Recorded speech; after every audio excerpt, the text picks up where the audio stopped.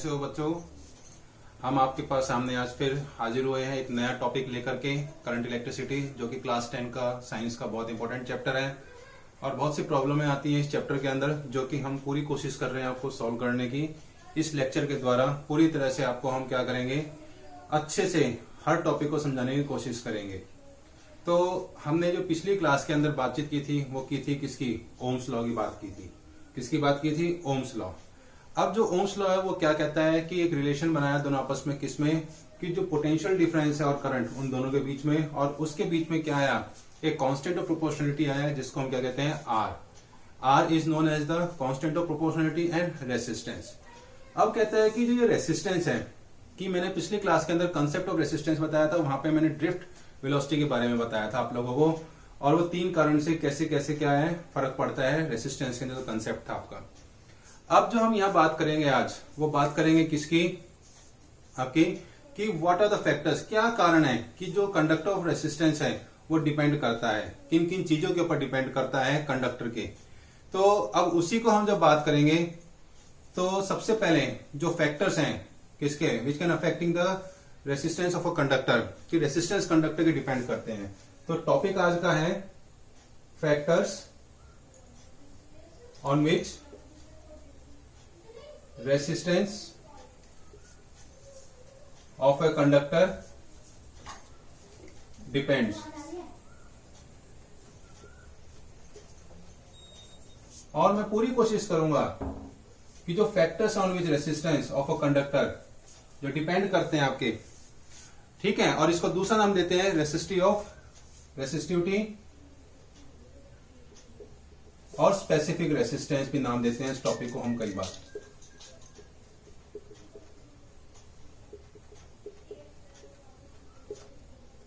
Resistivity और specific resistance. मैं कोशिश करूंगा कि जो हमारी एनसीईआरटी है क्लास 10 में जो हम लोग पढ़ते हैं, उसमें एक एक्टिविटी है 12.3। उस एक्टिविटी में एक डायग्राम दे रखा है, उस डायग्राम के अकॉर्डिंग मैं कोशिश करूंगा आपको इसको पूरा समझाने की, कि वो कौन कौन से फैक्टर्स हैं जिसके ऊपर जो रेसिस्टेंस है, और कौन कौन से रीजन है जिसकी वजह से जो रेसिस्टेंस ऑफ कंडक्टर वो डिपेंड करता है। तो मैं एक डायग्राम ड्रॉ कर रहा हूं यहाँ पे, उसको समझने की कोशिश करना। इस डायग्राम में हम क्या करेंगे, सबसे पहले लेंगे जो रिक्वायरमेंट है मटेरियल की रिक्वायरमेंट है, एक होगा हमारे पास एमीटर की रिक्वायरमेंट है, और वायर्स की रिक्वायरमेंट है। ये जो वायर है ये हम क्या होगा, निक्रोम वायर होगा आपके पास। और उसके बाद हमें क्या जरूरत है, एक सेल की जरूरत है, ठीक है। ये हम अकॉर्डिंग टू कनेक्शन जो है आपके पास जो मटेरियल रिक्वायर्ड एक्टिविटी करने के लिए, और इससे से हमें पता लगेगा कि कौन कौन से फैक्टर्स हैं, पता लगते हैं, हमें पता चलेगा। तो मैं क्या कर रहा हूं, एक डायग्राम बना रहा हूं। हमने क्या किया, एक सेल लिया और एक एमीटर को उसके साथ कनेक्ट कर दिया, ये पॉजिटिव पॉजिटिव, ये नेगेटिव ये नेगेटिव इस साइड। और हमने क्या किया, इसका एमीटर का एक एंड की के साथ क्लोज कर दिया, और एक ऐसा बॉक्स ले लिया जिसके अंदर वायर पहले से ही कनेक्ट है आपका, एक निक्रोम वायर, इस तरह से। ओके, अब ये की क्या है, यहां तो मैं शो कर रहा हूं की के क्लोज है, लेकिन अभी मैं आपको दिखाता हूं ये ओपन की है, कि जो सेल से करंट फ्लो कर रहा है आपका, वो क्या है, वो रुका हुआ है, कंप्लीट सर्किट स्ट्रक्चर नहीं है। अब यही जो वायर है इसको मैंने मार्किंग कर दी 1, एक और वायर ली हमने इसी के अंदर शो करने के लिए, और वो क्या कर दिया, उसकी लेंथ डबल कर दी आपकी, ये होगी नंबर 2। ऐसे एक वायर और ली, उसको हमने क्या किया, नंबर 3 डिनोट कर दिया। एक वायर और ली, इस बॉक्स को थोड़ा सा और मैं बढ़ा लेता हूं, वो ली हमने वायर नंबर 4। कि अब इन ये जो नंबरिंग दे रखी है, 4 वायर हमने ली है, इनसे क्या क्या पता चलेगा और क्या क्या ऑब्जर्व करेंगे इस एक्टिविटी में, वो हम यहां आज बातचीत करेंगे। जैसा कि मैंने बोला कि पहले हमने क्या लिया, एक वायर ली। अब मैंने क्या किया, कनेक्शन करने के बाद ये सर्किट कंप्लीट हो गया, और इसको की के को क्या कर दिया, क्लोज कर दिया। की के क्लोज करने के बाद इस सेल के द्वारा एमीटर के अंदर क्या है, हमें करंट की रीडिंग शो होगी, और पूरे इसके अंदर क्या है, करंट फ्लो होना शुरू हो गया। और जो मेटल वायर थी, वायर नंबर 1, वायर 1, ये क्या था आपके पास, निक्रोम वायर था। और जब हमने इसमें एमीटर करंट रीडिंग नोट, वो कुछ हमारे पास आई, अब एज्यूम करते हैं उसको 0.2 एम्पेयर है आपके पास। कितनी आई? 0.2 एम्पेयर हमारे पास रीडिंग आई एमीटर के अंदर। अब हमने क्या किया कि हमने वायर नंबर 2 उसको रिप्लेस किया, replace wire number 1 with wire number 2। और इस निक्रोम वायर की जो पहले वाले की लेंथ L थी, इस निक्रोम वायर की हमने क्या किया, लेंथ को 2L कर दिया। और ये जो वायर है ये क्या है, थिन है आपके पास। ये वायर्स क्या थी, थिन मींस पतली थी। डबल करने से एमीटर रीडिंग पे क्या पड़ेगा फर्क, कि जो रीडिंग है वो हाफ हो गई आपकी। वो क्या हो गई, हाफ, ऑब्जर्वेशन करने के बाद। कि जब हमने निक्रोम वायर की लेंथ को बढ़ाया तो करंट की जो वैल्यूज है एमीटर के अंदर वो कितनी हो गई, हाफ हो गई आपकी। क्या हो गई, हाफ। इट मीन्स वो डिक्रीज हो गई आपकी वैल्यू, किसकी, जो पहले 0.2 से है तो वो नियर बाई 0.1 एम्पेयर होगी, वो डिक्रीजेस होगी, आधी रह गई आपकी। अब हमने अगेन क्या किया, एक थिक वायर ली निक्रोम की भी, और वायर नंबर 2 को रिप्लेस करके वायर नंबर 3 निक्रोम लिया हमने, और लेंथ उसकी सेम रखी हमने। अब यहां क्या पड़ा, यहां पे हमने क्या ऑब्जर्व किया कि थिक होने से उसका जो क्रॉस सेक्शन एरिया है वो क्या हो गया, वो बढ़ गया, इंक्रीज हो गया। तो एमीटर में रीडिंग क्या होगी शो, एमीटर करंट रीडिंग, क्या फर्क पड़ेगा, वो भी क्या हुआ, इंक्रीज हो गया आपका। वो क्या हो गया, इंक्रीजेस कर गया, उसकी वैल्यू क्या होगी, इंक्रीज करगी। तो आप देख रहे हो कि सेम मटेरियल की वायर है निक्रोम। तो पहले 2 वायर जो हमने रिप्लेसेस की थी 1 by 1 करके, उसमें पहले वायर के अंदर क्या है, 0.2 रीडिंग नोट की हमने, वैल्यूज भी। उसके बाद फिर हमें हाफ मिली वैल्यू, और उसके बाद जब हम बात करते हैं हमने उसकी लेंथ को क्या किया, उसके क्रॉस सेक्शन एरिया मींस उसके एरिया को इंक्रीज कर दिया, थिक करके, मोटा करके। तो हमारे पास एमीटर करंट जो रीडिंग्स है वो क्या हो गई, इंक्रीजेस हो गई आपकी। अब बात आती है कि फोर्थ वायर किसकी है।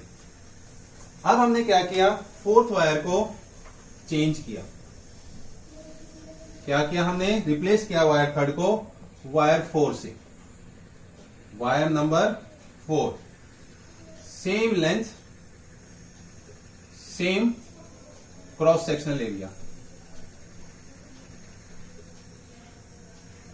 एरिया से, और डिफरेंट मटेरियल लिया यूज, ना कि निक्रोम यूज करके। डिफरेंट मटेरियल में क्या लिया हमने, कॉपर ले लिया, कॉपर वायर लिया हमने। ये वायर कौन सी होगी, कॉपर होगी। तो यहां पे जो current reading, ammeter current readings, ammeter current reading वो क्या शो हुई, वो इंक्रीजेस हुई। मीन्स डिफरेंट मटेरियल है, डिफरेंट रीडिंग करंट शो करेगा एमीटर उसके अंदर। तो यहां पे हमने पूरी एक्टिविटी के अंदर क्या ऑब्जर्व किया कि जो फैक्टर है सबसे पहला, कि मैंने जैसे टॉपिक नाम लिखाया था, factor on which resistance of a conductor depend. पहला क्या फैक्टर आया कि जो रेसिस्टेंस है वो directly proportional means length of the wire of a conductor पे डिपेंड करता है। दूसरा फैक्टर क्या निकला कि जो रेसिस्टेंस है वो इनवर्सली प्रोपोर्शनल है किसके ऊपर, area of cross section of a wire, उसके ऊपर डिपेंड करता है। तीसरा क्या रिजल्ट निकला, it depend on the nature of the material, कि कौन सी मटेरियल का हम कंडक्टर इस्तेमाल कर रहे हैं, उसका क्या नेचर है, उसके ऊपर डिपेंड करेगा। जो फोर्थ फैक्टर आएगा इसके अंदर, जो बहुत ही क्रूशियल रोल करता है, वो करता है टेम्परेचर, कि टेम्परेचर जो है वो maintain means temperature of a conductor, वो क्या होल्ड करता है, कितना टेम्परेचर वो बियरेबल कर सकता है, रेसिस्टेंस पावर। तो ये था बेटा आपकी एक्टिविटी। अब मैं आपको क्वेश्चन करूंगा कि आगे हम क्या फैक्टर्स इसको डिराइव करें कि रेसिस्टिविटी क्या चीज है। तो मैं उम्मीद करता हूं कि आप लोगों को ये एक्टिविटी अच्छे से समझ में आई होगी। अब जो मैं बात कर रहा था रेसिस्टेंस फैक्टर कौन कौन से हैं, अगर मैं इस एक्टिविटी में अप्लाई ओम्स लॉ करता हूं, क्या करता हूं, ओम्स लॉ, तो जो आपके पास प्रिसीजन मेजरमेंट्स है हमारी, अगर हम प्रिसाइज मेजरमेंट्स करते हैं तो यहां पे जो रेसिस्टेंस है वो डिपेंड करता है लेंथ के ऊपर, और डिपेंड करता है किसका, क्रॉस सेक्शनल एरिया के ऊपर आपके पास। तो सबसे पहले हम क्या करेंगे कि जो पहला फैक्टर है R directly proportional to L है फर्स्ट फैक्टर, और R क्या है, inversely proportional to inversely proportional to cross section area के ऊपर है आपके पास सेकंड जो आपके पास फैक्टर है। अब हमने क्या किया, इसको कंबाइन किया, कंबाइनिंग 1 and 2 फैक्टर्स को, कंबाइनिंग 1 and 2, तो हमारे पास क्या आया, R directly proportional to L by A, L by A आ गया। अब यहां पे इस प्रोपोर्शनल को हटाने के लिए हमने क्या यूज किया, रो का इस्तेमाल किया, L by A। It means rho क्या है यहां पे, रो क्या है, rho is a constant of proportionality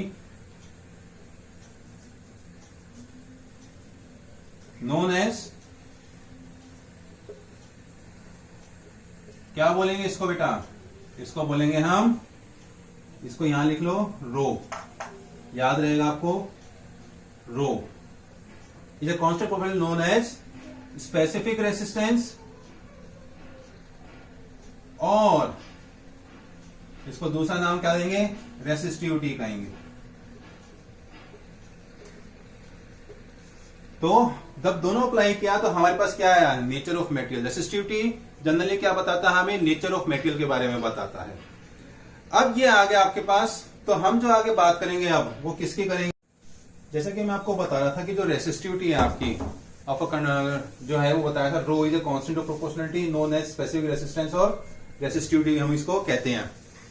अब हम बात करते हैं किसकी, कि हमने डिफाइन करना है रेसिस्टिविटी को, और उसकी एसआई यूनिट हमें क्या करनी है, फाइंड आउट करनी है। तो वो हम कैसे फाइंड आउट करेंगे, उसके लिए भी हम हेल्प लेंगे, इसी एक्टिविटी से ही पता लगेगा, इसी फॉर्मूले से हम एसआई यूनिट निकालेंगे। तो सबसे पहले हम फाइंड आउट करते हैं किसको, एसआई यूनिट को फाइंड आउट करते हैं। तो एसआई यूनिट ऑफ रेसिस्टिविटी,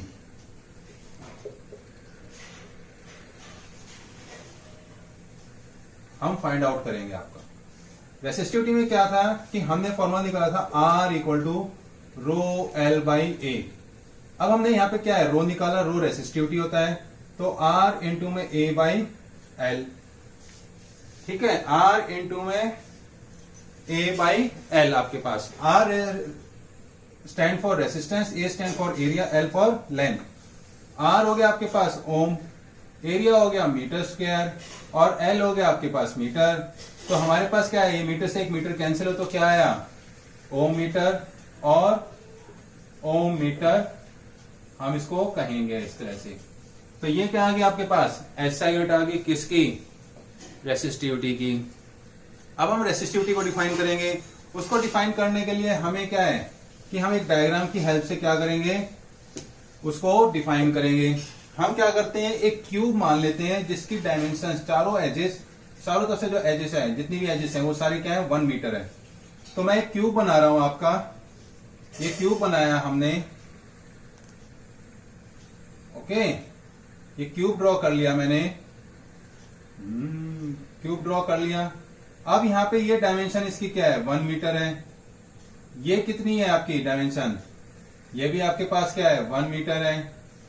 यहां से यहां तक क्या है, ये भी आपके पास 1 मीटर हो गई।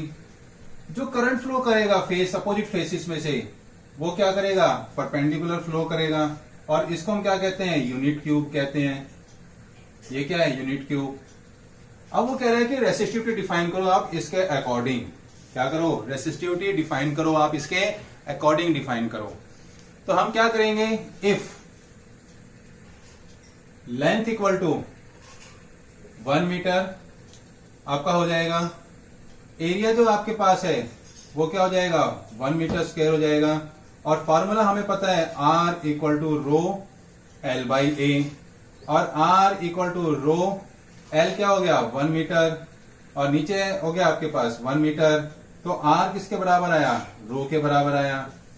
अब जब R रो के बराबर आ गया तो रेसिस्टिविटी को हम डिफाइन क्या करेंगे, किस तरह से करेंगे, कि सीधी सी बात है कि द रेसिस्टेंस, यहां लिख देता हूं मैं, द रेसिस्टेंस ऑफर्ड बाय,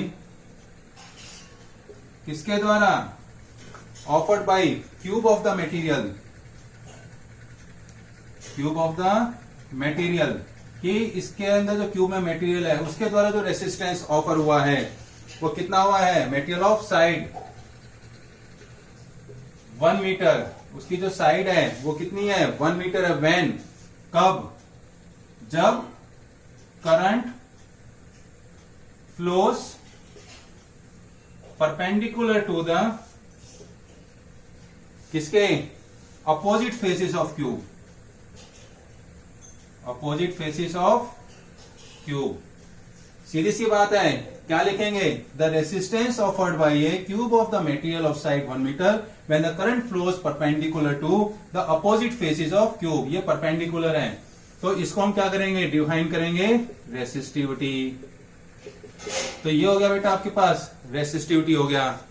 ठीक है, अब हम बात करेंगे वन बाय वन कि जो फैक्टर्स थे, एक्चुअल 4 फैक्टर्स थे, length of the conductor, area of cross section, आपका टेम्परेचर और आपका नेचर ऑफ मटेरियल, उसमें क्या क्या फर्क आएगा, क्या क्या चीजें चेंज करेंगे हम, तो हम एक्सप्लेन करेंगे वन बाय वन करके। बोर्ड पे ध्यान देते रहिए, आप लोग ध्यान से देखते रहिए।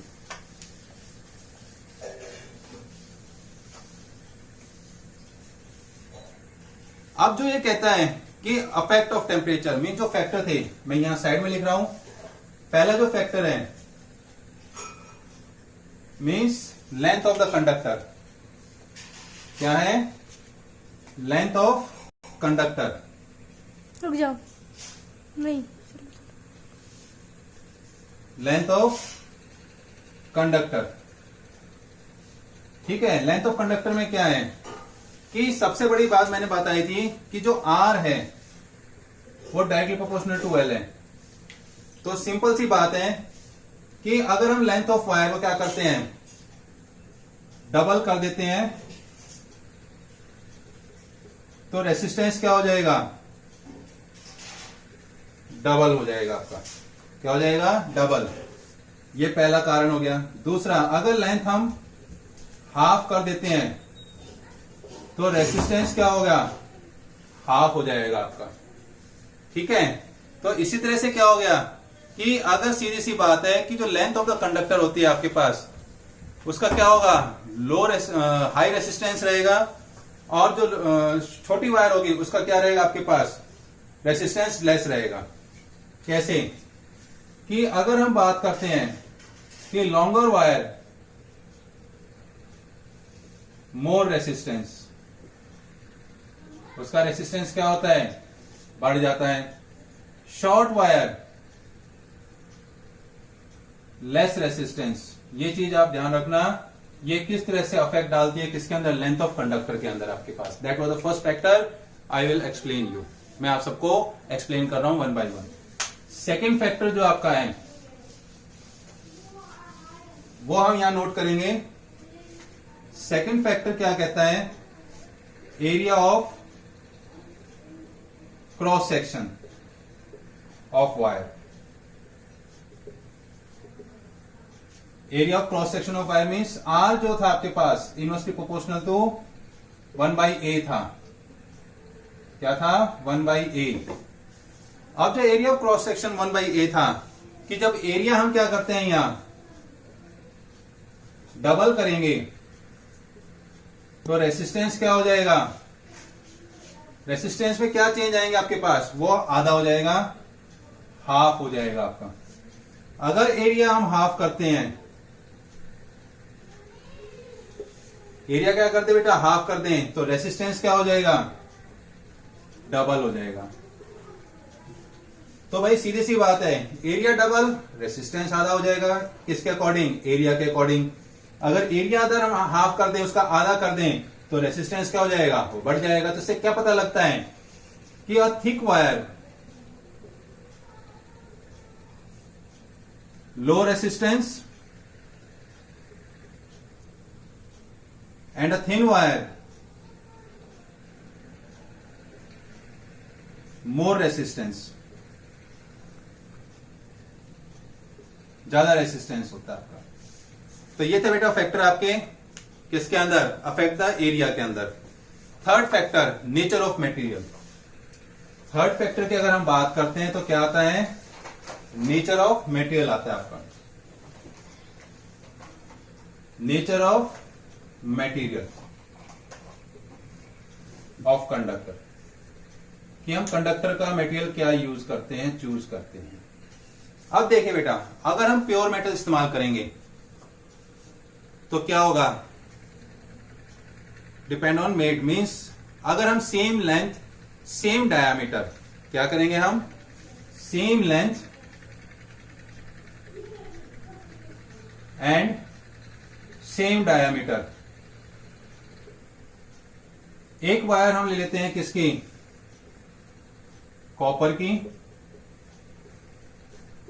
और सेकेंड हम वायर ले लेते हैं किसकी, निक्रोम की। ये क्या है, एलॉय। और एलॉय क्या होते हैं, वन और मोर मटेरियल जब होमोजेनियस मिक्सचर बनते हैं मीन्स मिलकर के बनते हैं तो क्या बनते हैं, एलॉय बनते हैं, निक्रोम आपके पास। अगर हम यहां बात करते हैं किसकी, कि किसका मतलब नेचर ऑफ मटेरियल ज्यादा रहेगा, सेम लेंथ सेम डाया पे, तो जो एलॉय है हैज 60 टाइम्स मोर रेसिस्टेंस रहेगा एज कंपेयर टू कॉपर की। ये चीज का ध्यान रखना, मीन्स एलॉय कि जो आपके पास क्या होते हैं, जो प्योर मेटेलिक कंडक्टर होते हैं लो रेसिस्टेंस मीन्स रेसिस्टेंस होता है वेरी करता है, लेकिन जो एलॉय होते हैं दे तो very high resistivity high resistance होते हैं आपके। उसी तरह से फोर्थ आएगा आपके पास अफेक्ट ऑफ टेम्परेचर, टेम्परेचर से कैसे अफेक्ट पड़ता है आपको। भाई अगर प्योर मेटल होगा, क्या होगा, प्योर मेटल, जब टेम्परेचर इंक्रीज करेंगे तो रेसिस्टेंस इंक्रीज करेगा और डिक्रीज करेंगे तो डिक्रीज करेगा। लेकिन एलॉय में क्या होता है, टेम्परेचर इंक्रीज करो डिक्रीज करो कोई अफेक्ट नहीं पड़ता, एलॉय का जो आपके पास रेसिस्टेंस रहेगा वो क्या रहेगा, सेम रहेगा टेम्परेचर इंक्रीज करने पे। लेकिन अगर प्योर मेटल का है वो रेसिस्टेंस अफेक्ट करेगा किसके ऊपर, टेम्परेचर के ऊपर, means increasing on increasing decreasing on decreasing. तो आज हमने जो बात की थी वो फैक्टर्स की बात की 1 by 1, ठीक है बच्चों। और नेक्स्ट क्लास के अंदर हम बात करेंगे numerical problems and the combination of resistors. वहां से आपके जितने भी ओम्स लॉ के ऊपर और आपके resistivity means factor of acting के ऊपर और प्लस उसके बाद कॉम्बिनेशन ऑफ रेसिस्टेंस के ऊपर जितने भी न्यूमेरिकल्स हैं मींस न्यूमेरिकल प्रॉब्लम्स हैं और different type of word problems come in the form of double the area वगैरह उसके ऊपर हम डिस्कस करेंगे। तो इसलिए thanks for watching my video, please like it, subscribe it, share it to other relative and friends. Thank you.